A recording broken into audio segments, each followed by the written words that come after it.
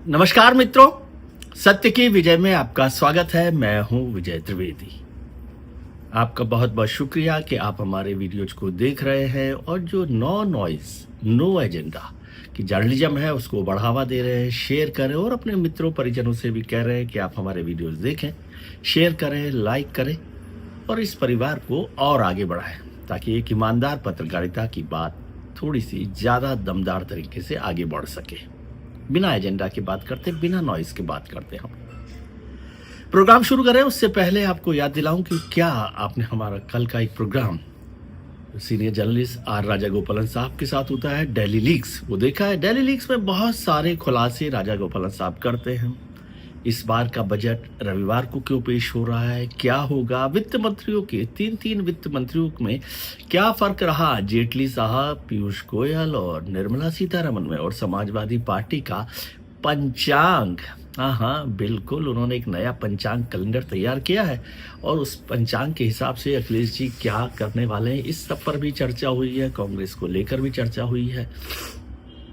देश की राजनीति का हर हिस्सा, और तमिलनाडु में जो पीएमके को एआईएडीएमके के साथ साथ भारतीय जनता पार्टी का परिवार बढ़ गया है और उसका क्या मायने होगा, टीवी की पार्टी क्या कर रही है, इस सब पर बहुत विस्तार से चर्चा हुई है। यदि आपने अभी तक नहीं देखा है तो वो जरूर देखिए राजा गोपालन साहब के साथ राजनीति के नए खुलासे और खबरों के पीछे की खबर।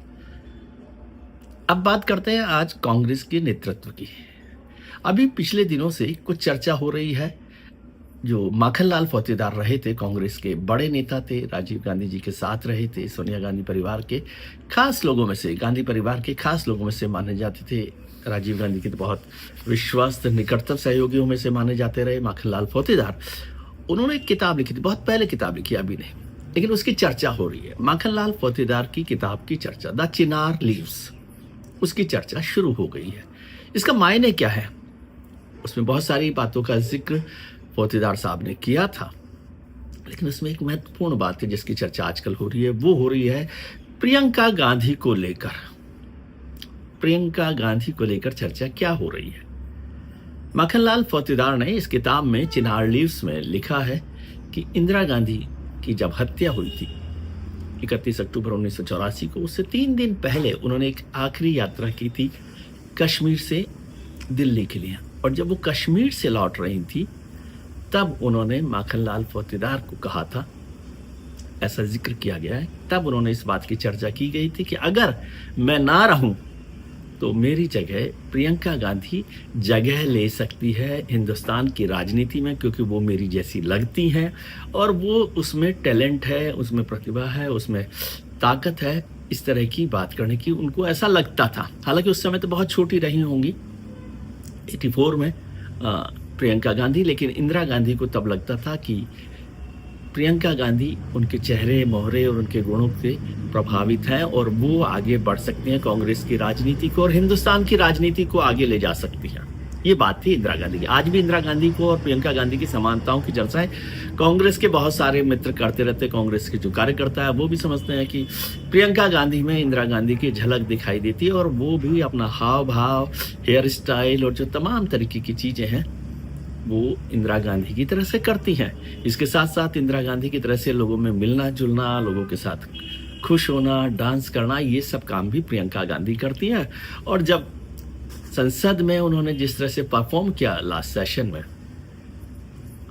जिस तरह से वंदे मातरम को लेकर भारतीय जनता पार्टी को घेरा, वंदे मातरम पर जिस मजबूती के साथ बात को रखा और सब चीज़ों को भी उन्होंने आगे रखा, उससे भी काफ़ी चर्चा हुई। फिर नितिन गडकरी से मुलाकात, नितिन गडकरी को घेरने की कोशिश, फिर अमित शाह से मुलाकात और फिर प्रधानमंत्री और लोकसभा अध्यक्ष के साथ चाय के प्याले में तूफान, मतलब चाय पी थी तो मुस्कुराते मुस्कुराते। वो सब बातों को लेकर फिर प्रियंका गांधी को लेकर चर्चा शुरू हो गई। तो फौतेदार साहब ने लिखा, यहाँ तक नहीं कि उन्होंने इंदिरा गांधी ने ये कहा, फौतेदार साहब ने लिखा है कि उसके बाद उन्होंने ये बात राजीव गांधी, उस समय जो उनके पिता हैं प्रियंका गांधी के, उनको इस बात का जिक्र किया था। तो राजीव गांधी भी बड़े सपोर्टिव थे और उनको लग रहा था कि हाँ ये बात ठीक है, प्रियंका जी को आगे बढ़ाना चाहिए। यहाँ तक भी बात ठीक है, लेकिन यही बात जब सोनिया गांधी जी को बताई गई, उस वक्त ऐसा कहा गया किताब में सोनिया गांधी जी को बताई गई, तो she was not happy with this, या उनका रेस्पॉन्स जो था वो उस तरह का नहीं था, और वो राहुल गांधी को आगे बढ़ाना चाहती थी। और हुआ भी यही। राजीव गांधी की हत्या हो गई, इंदिरा गांधी जी की हत्या उस 2 दिन बाद हो ही गई थी। उसके बाद जब सोनिया गांधी की वापसी हुई, तब से 2004 से पहले तक राहुल गांधी को बढ़ाने की कोशिश कांग्रेस में की गई और सोनिया गांधी जी उनको सपोर्ट करती रही। हालांकि प्रियंका गांधी तब भी सोनिया गांधी का प्रचार का काम देख रही थी, कांग्रेस में भी काम कर रही थी, कांग्रेस के जो चुनाव अभियान है उसमें भी काम कर रही थी, लेकिन बनाया गया राहुल गांधी को सांसद 2004 में, और उसके 20 साल बाद मौका मिला प्रियंका गांधी को सांसद बनने का वायनाड से। ये भी चर्चा हो रही है कि प्रियंका गांधी को वायनाड के बजाय उत्तर प्रदेश से रायबरेली या अमेठी से सांसद बनना था, ताकि वो हिंदुस्तान की राजनीति का जो दिल है उत्तर प्रदेश, वहां से अपने करियर को आगे बढ़ा सके। लेकिन उन्हें राहुल गांधी की जो सीट थी वायनाड, उसे खाली करवा के प्रियंका गांधी को वहां से भेजा गया। ये चर्चा भी हो रही है कि भाई ऐसा क्यों किया गया। और अब ये चर्चा होने लगी है कि क्या प्रियंका गांधी जी को ये जिम्मेदारी दी जानी चाहिए। राहुल गांधी जी लगातार जो 20 साल से 25 साल से काम कर रहे हैं, 20 साल से, उससे कांग्रेस बहुत आगे नहीं बढ़ पाई है। हालांकि उनका जो अपना कमिटमेंट है, कंटिन्यूटी है, वो उस पर काम कर रहे हैं, लेकिन इलेक्टोरल पॉलिटिक्स में कांग्रेस को फायदा नहीं हुआ और गठबंधन के साथ भी उनका कोई बड़ा फायदा नहीं हुआ। और जो सरकार है उसके साथ भी उनकी जो तनातनी रहती है, उससे कांग्रेस मजबूत नहीं हो पाई। या राहुल गांधी जो इश्यूज उठाते हैं उनसे क्या कांग्रेस को फायदा हो रहा है। सही गलत की बात नहीं मैं कर रहा, लेकिन क्या फायदा हो रहा है। महत्वपूर्ण बात क्या है? महत्वपूर्ण बात यह है कि अभी कांग्रेस के अध्यक्ष हैं मल्लिकार्जुन खड़गे साहब, 82 साल के 84 साल के हो गए, और अभी 2027 जून तक उनका कार्यकाल है अध्यक्ष के तौर पर। अप्रैल में उनका राज्यसभा का कार्यकाल खत्म हो रहा है, अप्रैल मई में, तो वो दोबारा चुन लिए जाएंगे, ऐसा तो माना ही जा रहा है। मध्य प्रदेश से शायद उन्हें भेजने की चर्चा हो रही है। तो कांग्रेस के अध्यक्ष का पद खाली नहीं है, विपक्ष के नेता के तौर पर राहुल गांधी लोकसभा में, उस पद के भी खाली होने की संभावना नहीं है। लोकसभा में ही प्रियंका गांधी जी भी हैं।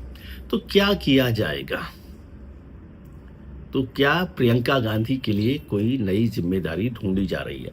और इससे भी महत्वपूर्ण सवाल जो कांग्रेस के सूत्र कह रहे हैं, कांग्रेस ने कहा है कि सोनिया गांधी, कांग्रेस की पूर्व अध्यक्ष, कांग्रेस संसदीय दल की नेता, और प्रियंका और राहुल गांधी की मम्मी मां, उन्होंने, सोनिया गांधी जी ने प्रियंका गांधी को आगे बढ़ाने पर सहमति जाहिर कर दी है।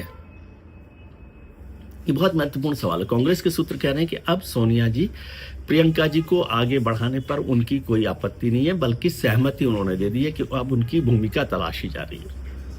कुछ मित्रों ने कहा कि बहुत बातें हो गई, लेकिन कांग्रेस में तो जगह नहीं है।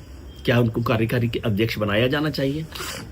राहुल गांधी जी इसके पक्ष में नहीं दिखाई देते। वो बार बार इस बात की चर्चा करते रहे कि step by step Priyanka Gandhi को आगे बढ़ना चाहिए। इसको भी लोग बहुत समझते हैं कि राहुल जी शायद नहीं चाहते कि प्रियंका जी आगे बढ़े, लेकिन कार्यकारी अध्यक्ष को लेकर वो गांधी परिवार के मसले पर भी थोड़ा सा रिजर्व रहते हैं राहुल गांधी। तो क्या इंडिया ब्लॉक में भी प्रियंका गांधी की भूमिका बढ़ सकती है? यदि विपक्ष के नेता रहे राहुल गांधी, राष्ट्रीय अध्यक्ष रहे मल्लिकार्जुन खड़गे, और इंडिया ब्लॉक जो अभी एकजुट नहीं है, या बिखरा बिखरा सा है या नहीं है, पता नहीं, इस सब में प्रियंका गांधी की कोई महत्वपूर्ण भूमिका हो सकती है।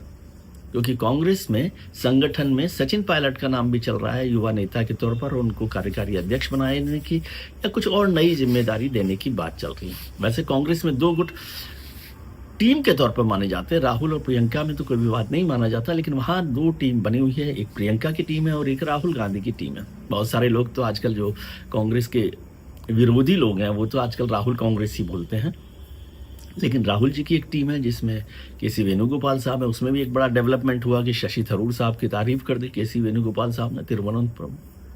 बड़ी बात है, वो तो दोनों एक दूसरे के खिलाफ 36 का आंकड़ा बताया जा रहा था, उस पर चर्चा ही नहीं हो रही थी। और शशि थरूर बार बार इसीलिए शायद कांग्रेस से बाहर जाने की बात भी इशारों में करते रहे थे।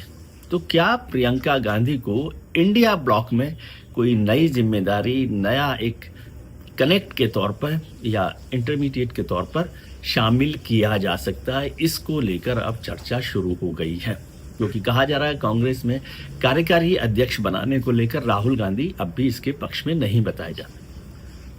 तो प्रियंका गांधी जी लोकसभा में विपक्ष की नेता नहीं बन सकती, वहां राहुल गांधी हैं। उत्तर प्रदेश की जिम्मेदारी देने से उनका कद बढ़ने वाला नहीं है। उत्तर प्रदेश की जिम्मेदारी वो पहले भी ले चुके हैं, पिछले चुनाव में भी 2022 में भी उत्तर प्रदेश की जिम्मेदारी ली थी, उनका चुनाव लड़ा था उनके नेतृत्व में, और जब कहा था कि लड़की हूँ लड़ सकती हूँ उस नारे से, लेकिन कांग्रेस को कोई सीट नहीं मिली थी, एक सीट मिली और 3% के करीबन वोट मिला था। तो बहुत बड़ी भूमिका नहीं रही थी उत्तर प्रदेश में, और प्रियंका गांधी को उत्तर प्रदेश की जिम्मेदारी देकर उनका कद नहीं घटाया जा सकता। तो क्या इंडिया ब्लॉक में प्रियंका गांधी को नई जिम्मेदारी मिल सकती है? क्या सोनिया गांधी ने सहमति दे दी है प्रियंका गांधी के नेतृत्व में आगे बढ़ने की? इस सब को लेकर कांग्रेस में बड़ी चर्चा चल रही है और काफ़ी गहमा गहमी हो रही है। ये इसलिए भी हो रहा है कि भारतीय जनता पार्टी ने अपना नया अध्यक्ष नितिन नवीन को बना दिया है, जो 45 साल के हैं। तो कांग्रेस पार्टी में भी इस पर चर्चा चल रही है कि नितिन नवीन का जवाब कौन हो सकता है। क्या कोई युवा नेता कांग्रेस का कार्यकारी अध्यक्ष हो सकता है, या प्रियंका गांधी इसका जवाब होंगी? बहुत जल्दी ही कांग्रेस के लोगों का कहना है कि इसका जवाब देश को और कांग्रेस को मिल जाएगा। देखते हैं। आज के लिए इतना ही। आप अपना ख्याल रखिए और उनका ख्याल रखिए जो आपका ख्याल रखते हैं। हम उम्मीद करते हैं कि आपके लिए आने वाला कल आज से बेहतर हो। नमस्कार, प्रणाम, आभार।